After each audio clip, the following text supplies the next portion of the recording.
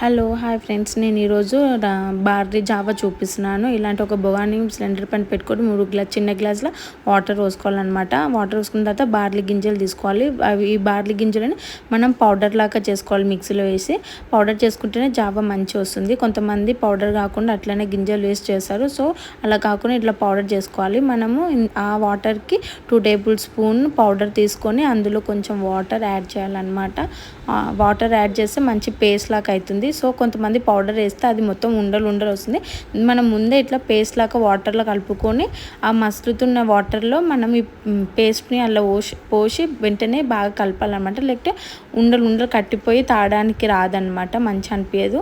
So ఇలా బాగా కలపడం వల్ల ఏమవుతుందంటే ఉండలు కట్టకుండా మంచిగా జావలాగా రెడీ అవుతుంది. సో అలా రెడీ అయిందని మనం ఒక 5 మినిట్స్ 10 మినిట్స్ లో ఫ్లేమ్లో ఉంచాలి, బాగా దగ్గర అయిందాక.